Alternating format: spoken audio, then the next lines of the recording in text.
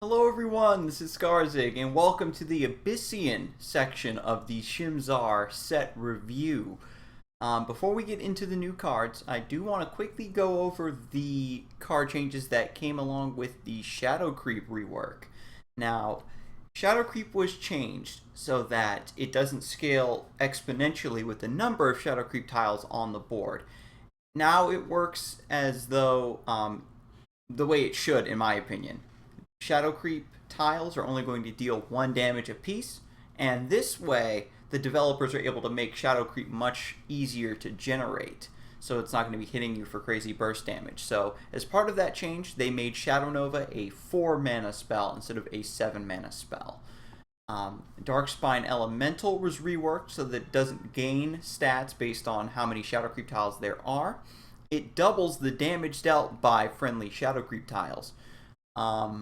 It has been confirmed that if you have more than one Darkspine Elemental in play, it does double the damage and then double it again. So 2 Darkspine Elementals are going to make your Shadow Creep tiles deal 4 damage. Bissel Crawler has been reworked as well. At the end of your turn, turn a nearby space into Shadow Creep. So Abyssal Crawler is going to generate a Shadow Creep tile at the end of your turn that it comes into play, and every turn that it manages to stay alive after that. So Abyssal Crawler, especially if it's played in a defensive spot, is going to be insane. Abyssal Crawler, in its new form, doesn't really, because you want to play it defensively and just have it passively generate Shadow Creep tiles, over on the side. This is going to be designed to stack Shadow Creep for your late game Obliterates. It's not going to be making a field of Shadow Creep that your opponent's going to have trouble crossing. So I am kind of, disappointed. It does make sense that they want to keep that mechanic in the game, that late game Shadow Creep burst finisher, but at the same time, I wish that, they kept it more towards Shadow Creep being zone control sort of thing, when this is just going to be generating creep over in the corner that nobody cares about. It's just there for resource generation, I should say. Bissell Juggernaut was also reworked. This is now the minion that's going to get +1/+1 for each friendly Shadow Creep. So base, it's a 4 mana 3/3. By the time a Shadow Creep deck gets to 4 mana, they're going to have a few tiles in play. You aren't going to be able to play this right on curve, but dropping this, on 6 mana or so, you should have plenty of Shadow Creep tiles generated by then. And at the very least, it might bait a Dispel from your opponent, and then if you have alternate win conditions built into your deck as Abyssian, then it'll make those a lot stickier. And yeah, it's looking pretty solid. I've seen a couple screenshots already of Abyssal Juggernaut in action, and you drop your 4 mana 7/7/8/8, and it's pretty decent. So moving on to the new card, Sphere of Darkness is the perfect example of the type of card you wouldn't be able to make with the old Shadow Creep, and now with the rework and changing the way it functions allows them to work with that design space a little bit easier. Turning a space into Shadow Creep in the old system would have been absolutely broken, because you could just, for 1 mana, stick an 8 mana burst under anything. And so this is just great for turning a space, generating your Shadow Creep, drawing a card. You're going to be cycling through your deck a lot faster with this, and it's just a great way to ping something for 1 damage. Combined with Cassava's Bloodborne spell, Sphere of Darkness could potentially be, 2 damage for 2 mana. Unfortunately, you aren't going to be able to double up on that Shadow Creep, but this is still great for pinging those 1 damage minions. I guess you could say it's like having an extra copy of a Bloodborne spell as a card in your deck, and it draws you a card. Fantastic, fantastic spell. So here we have Ooze, a 2 mana 3/3. Whenever this minion takes damage, turn a space unoccupied by an enemy into Shadow Creep. Now, as a 3/3, it's going to chew up any early 2-drops that your opponent might respond to this with. Even though you can't control it, you actually want it to get in the thick of the battle and take damage. So this will hopefully generate 2 Shadow Creep tiles, But, you know, if your opponent's able to kind of play around a little bit and one-shot it, you're still getting 3 damage on them. Somehow you're going to take out a minion or get 3 damage on the enemy general's face and get at least 1 shadow creep tile, because even though this thing is, you know, an engine for Abyssian, you don't want, your opponent's not going to want to waste a dispel or a removal on it. So overall, really solid.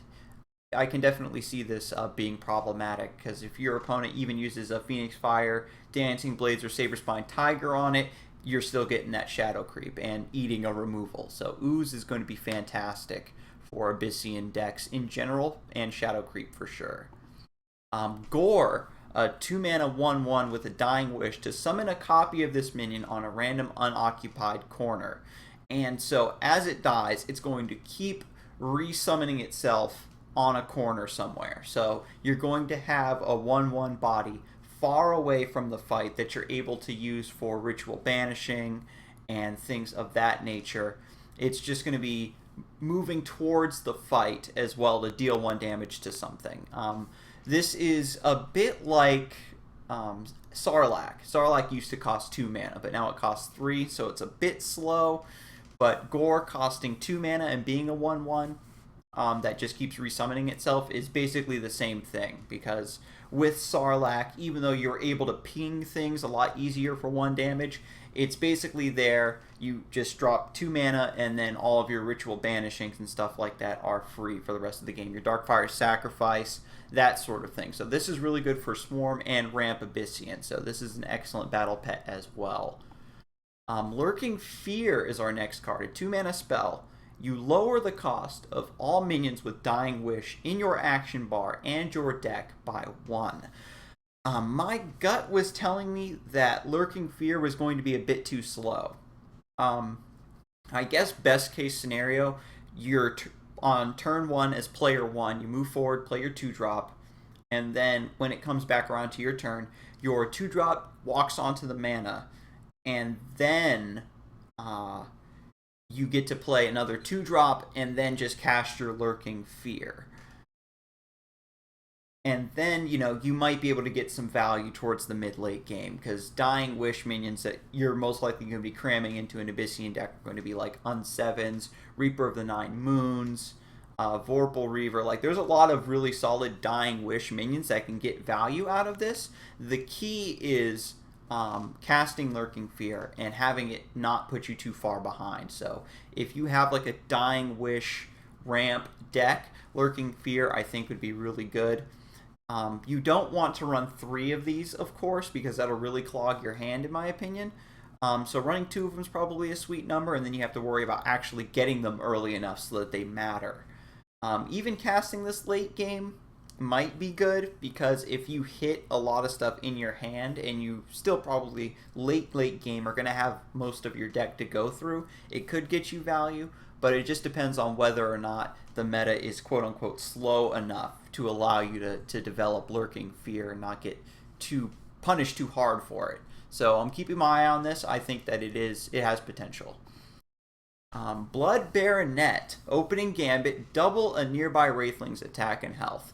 This is a, you know, decent 3-mana 3/3, which is standard stat lines for that mana. Opening gambit, double a nearby Wraithling's attack and health. This needs to be used in combination with something else, of course, because, you know, making a Wraithling into a 2/2 is useless. After you cast Wraithling Fury on something and it becomes a 5/5, then suddenly it becomes a 10/10 with Blood Baronet, and you can kind of snowball that way. Blood Baronet makes it a bit easier to one-shot your opponent with like Soul Grimoire plays, because if you, or rather I should say Deathfire Crescendo is the one that you cast on minion. You cash in all of your Wraithlings to power up 1, and even if it's really, really big, really, really strong, and you can't quite kill your opponent, suddenly you drop 3 more mana on top of that to double that Wraithling's attack and health and just slay your opponent. This looks like it might be a really good combo card for Swarm, of course, but generally speaking, being able to get enough Wraithlings on the board and cashing them in with a Deathfire Crescendo or a Soul Shatter Pact or something like that is usually strong enough. So Blood Baronet might be overkill. You could maybe have one in your deck just as like a backup boost for your finisher in case things aren't quite going your way and you don't have as many Wraithlings as you'd like. But overall, this is a really strong card if you can get it to go off in the right circumstances. It really increases the burst range of Swarm Abyssian with their Death Watch combos. So next we have Arcane Devourer, a 7-mana 8/4 that has the opening gambit. Next minion you summon this turn costs 1. So the key with Arcane Devourer is to ramp into it. You Darkfire sacrifice a Wraithling so you can play Arcane Devourer on 6 mana is what you want. You want to make sure you have 6 mana so that you can ramp into this on 5, then have 1 mana left over to summon, your Spectral Revenant or your Vorpal Reaver. It seems like a really clunky combo to get to work, but if you do get it to work, it's going to be insane because it's like you're ramping into a Vorpal Reaver regularly or Spectral Revenant regularly, like at 5 mana like normal, but you're also getting an 8/4 body right on top of that. Your opponent is going to be forced to deal with the thing that you summoned and an 8/4. So Ramp Abyssian has a lot of potential to make like extremely strong plays. It's just a matter of whether or not they can get the right combination of cards and get those threats out. Arcane Devourer isn't something that you're going to specifically rely on to build a deck around. This is just going to be like the X factor of a ramp deck where you can get extra value on top of that ramp play. So I'm really excited to see Arcane Devourer in action. I think Ramp Abyssian has a lot of potential for sure to be really strong. Next, we've got Void Steel. You give an enemy minion -3 attack. Nearby friendly minions gain +3 attack. And this card costs 3 mana, and it's absolutely broken. These stats are permanent, by the way, as you can tell. Giving an enemy minion -3 attack means that you can Zen Rui anything with 5 attack or less.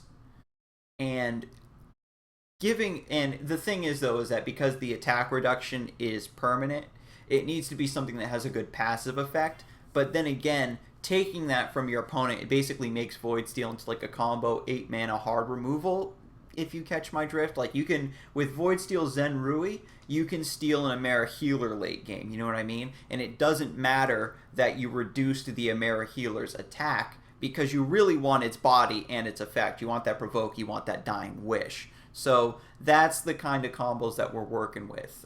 Void Steel will allow you to be able to combo Zen Rui to take a Pandora, for example, and really blow up your opponent, because Pandora doesn't really matter how much attack she has. You want the wolves. That's what Void Steel enables with Zen Rui, and this is not even really considering the ability to buff nearby minions, because if your opponent summons something and like in the middle of your Wraithlings, then you just bring all of your Wraithlings up and buff the hell out of them, and then you have 3 or 4 4/1 minions that your opponent now has to find an answer for, and then you've already debuffed their thing.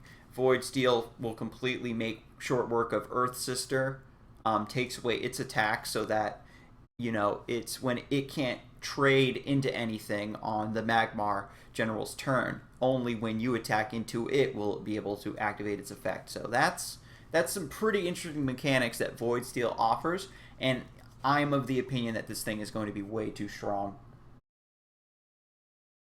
Because even if, in the worst case scenario, you're going to be able to debuff something by 3 attack, and that might be enough to get you out of a scrape when something like really threatening is staring you in the face. Next we have Echoing Shriek, which is an epic spell for 2 mana to transform all minions that cost 2 or less into 1/1 Wraithlings. Now this of course isn't going to be quite as good as Metamorphosis, because it only affects minions that cost 2 or less.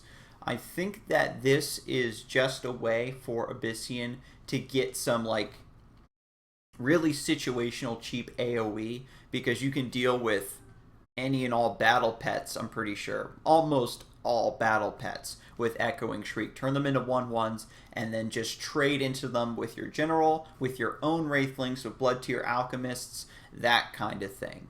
At 6 mana, you can do Echoing Shriek, then Breath of the Unborn to completely wipe your opponent's board. This is a bit too situational.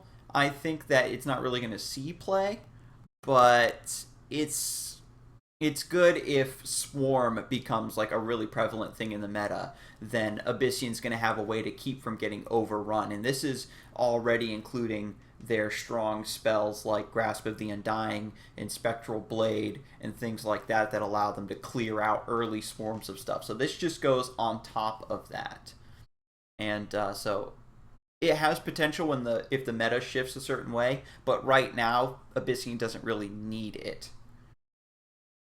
So next we have Ghost Azealia. This is a 4-mana artifact. Your general gains +1 attack for each friendly shadow creep. This is actually really ridiculous too, because what this allows you to do is just develop some early shadow creep. 4 mana, it gives 1 base attack. Well, no, excuse me, it doesn't have base attack. My apologies. I thought I had 1 base attack. No. You just get +1 attack for each friendly shadow creep. So this, for 4 mana, it only needs to give you, +3 or 4 attack to be really worth it for its mana cost. But at the same time, as long as it gives you enough attack to deal with whatever's threatening you at the time, then this thing is worth it, because you can just have it equipped, and it's just slowly going to get stronger and stronger as you're already generating shadow creep. This is going to carry you through the mid game to deal with big threats as you're leading up to that Obliterate. You can also save Ghost Azealia for a late game burst if you have, 10 shadow creep tiles already, and your opponent is going to be trying to close the distance with you to end the game before you Obliterate, right? Because that's the way you deal with shadow creep decks, is you have to rush them down and kill them before they get to that late game scenario where they can set up that burst on you.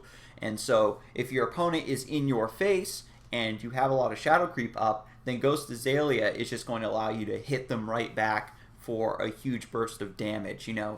On average, you're probably going to have maybe 7 or 8 tiles, and you can, because Ghost Azealia only costs 4, you can combo this at 8 mana with Shadow Nova. So it's going to give you at least 4. And I think that this is really solid. It forces your opponent to a catch-22 scenario with shadow creep decks, where if they close the distance, you're threatening them with Ghost Azealia, and if they try to keep their distance and kite you out and play around your shadow creep, then eventually you're just going to Obliterate them, because that's going to give you the infinite range that old Shadow Nova used to have. The other thing too about Ghost Azealia is that your general already has 2 attacks. So in order to get the same damage of Obliterate, you can just equip a Ghost Azealia, and you only need 2 less shadow creep in order to finish the job. With 3 charges, you slap the opponent's general. If they can't break your artifact, you get to slap them again. So Ghost Azealia is absolutely ridiculous, and probably a bit stronger than Obliterate in my opinion. 2 mana Inkhorn Gaze. You deal 2 damage to a minion, and if it dies this turn, you put a random battle pet into your action bar. We already talked a little bit about the random battle pet mechanic in the neutral video. And this is really interesting because Inkhorn Gaze, first of all, doesn't need to kill what you cast it on. The thing you cast it on only needs to die this turn. So it doesn't affect the order that you necessarily do it in, so it's a lot more versatile in that way. And this just offers a little bit of support to, Battle Pet Abyssian, if that ever becomes a thing. And, the meta might shift in such a way that dealing 2 damage to whatever you want for 2 mana might be decent, because Abyssian, normally to deal with range stuff, relies on Demonic Lore to bring it in close and then slap it with one of their minions or their general. And so Inkhorn Gaze allows you to just do the damage directly to where they are. But, like I said, this isn't going to replace Demonic Lore. If things get really bad, Abyssian might run like 3 Demonic Lore, then 1 or 2 Inkhorn Gaze if they need extra ways to deal with ranged threats.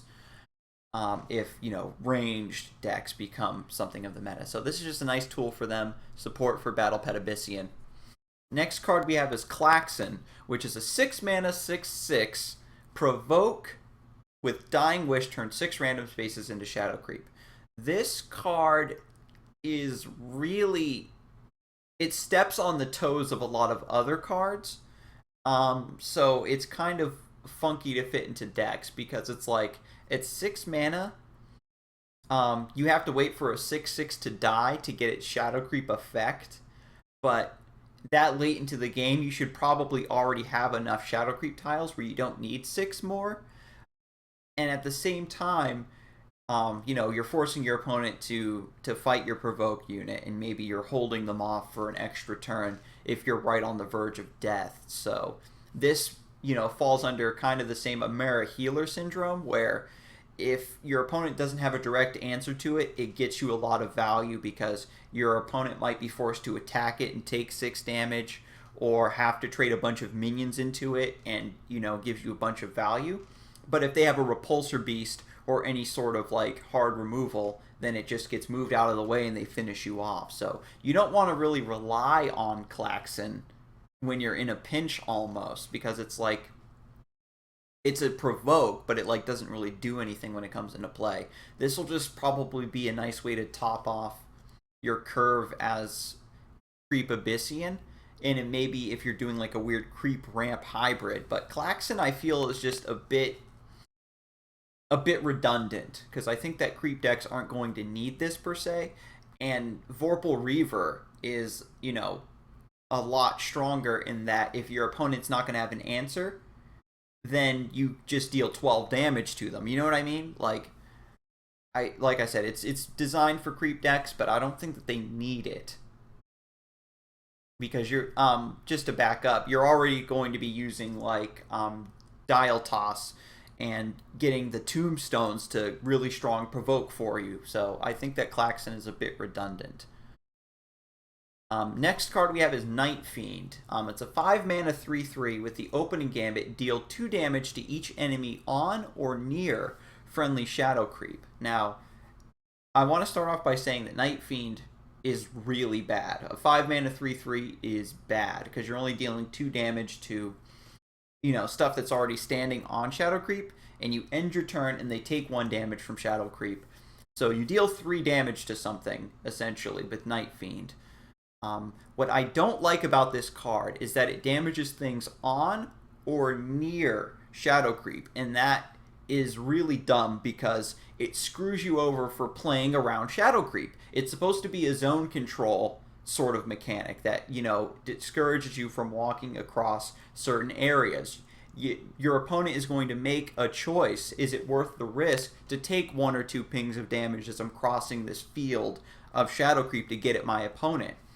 And what Night Fiend does is when your opponent has all their forces lined up properly on non-Shadow Creep tiles, Night Fiend allows you to artificially extend the range of Shadow Creep in order to hit them. And that's really dirty. It really flies in the face of how you are supposed to play around and interact with Shadow Creep in the first place. And like I said, this can combo with maybe Sphere of Darkness or something. You throw a Shadow Creep under something that you want to hit for 3 damage, and then you pay another 5 mana on top of that to do 2 damage to them, and then an AoE around that particular spot. But again, I don't like how it hits near Shadow Creep, and I'm glad that this card is really weak and it's 90% not going to see play at all, because I really dislike this mechanic for sure. I feel very strongly about that. I would feel a lot better if Night Fiend detonated a Shadow Creep tile. It was like a mini Obliterate effect where you're actually cashing in your Shadow Creep in order to get, an AoE burst of damage to clear out a clump of guys. You know what I mean? Because if you're going to extend the range of your Shadow Creep field, then you should exchange something for it besides having a bad body. That's the exchange. But I would feel better if it detonated a Shadow Creep tile to achieve that effect, rather than, again, to repeat myself again, to artificially extend the range of Shadow Creep, which is completely nonsensical and toxic. And finally, we come to Obliterate.